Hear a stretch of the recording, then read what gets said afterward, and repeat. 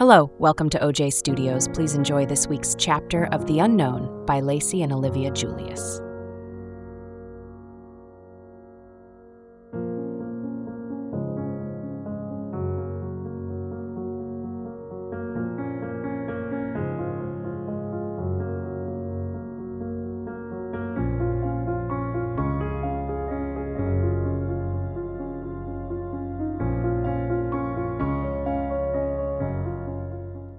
As I stepped into the bustling hallway, I became acutely aware of every swish of the skirt against my legs, every squeak of my sneakers on the tile floor.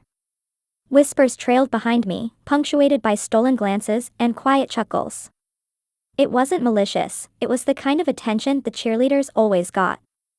But knowing that didn't make it any easier. If I ever become a guy again, I will totally be better at checking out the cheerleaders. The only thing I was happy about was that today was a half day of school. Even though the cheer squad was going to be stuck here until the game to get banners made up and other things done. Brooke. Shayna's cheerful voice cut through the crowd.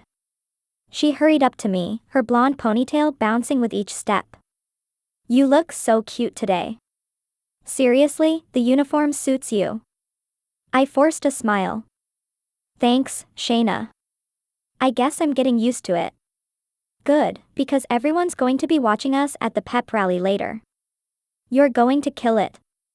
Her enthusiasm was contagious, but it only added to the pressure building in my chest.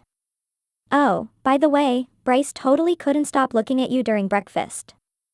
That boy's got it bad. I laughed nervously, brushing a strand of hair from my face. Yeah, he's been really nice. Shayna smirked knowingly but didn't push the subject. Instead, she linked her arm with mine, steering me toward our first class. As the morning classes wore on, I managed to keep my head down and focus on blending in. The teachers were accommodating, likely charmed by the cheerleading uniform and the school spirit it represented. Students were friendly, and though their attention was flattering, it also kept me hyper-aware of how far I'd strayed from my old life. By lunchtime, I was mentally drained. The cafeteria buzzed with excitement for the evening's game and the upcoming pep rally. Emma and the other cheerleaders waved me over to their table, their energy infectious. Brooke, come sit with us. Emma called, patting the seat beside her. I slid into the seat, surrounded by laughter and conversation. Despite my lingering discomfort, I felt a small sense of belonging. Emma leaned closer, her voice just loud enough for me to hear over the chatter. How are you holding up? She asked, her expression a mix of concern and encouragement. I'm surviving, I admitted with a weak smile. This is a lot to take in. You're doing great, she said sincerely. Just focus on the rally this afternoon. The crowd's energy will carry you through. Her confidence was reassuring, but the thought of performing in front of the entire school made my stomach churn. Still, I nodded, knowing I couldn't back out now. As the lunch period ended, the anticipation for the pep rally grew palpable. The hallways buzzed with excitement, students donning school colors and chattering about the evening's game. I followed the other cheerleaders to the gym, where we began our final preparations.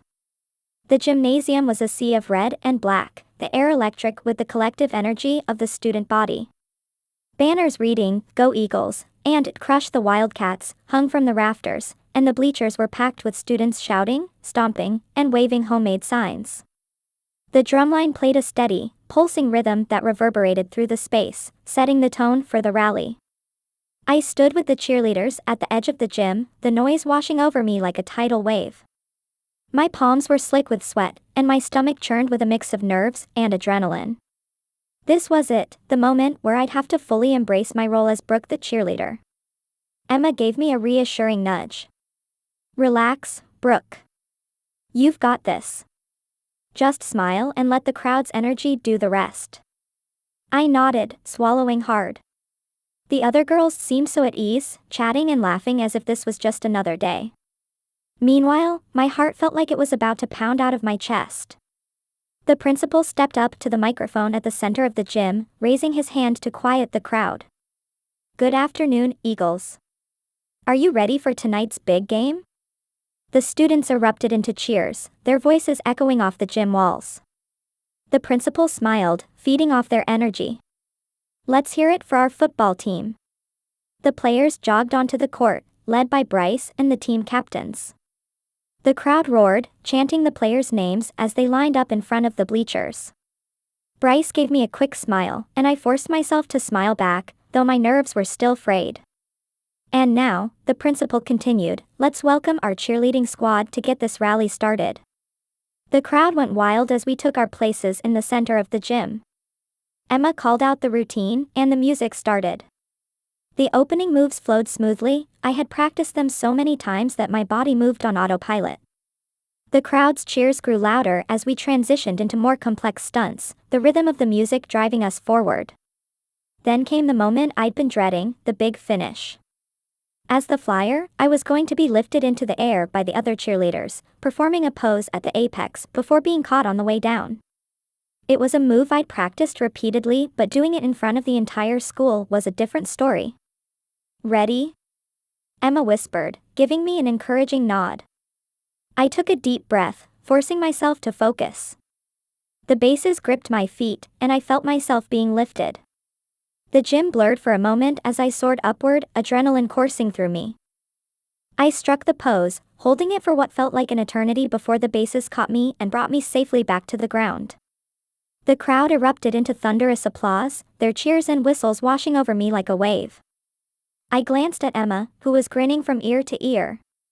You nailed it, Brooke, she said, giving me a high five. As the routine ended and the rally continued with speeches from the football coach and the team captains, I felt an unexpected surge of pride.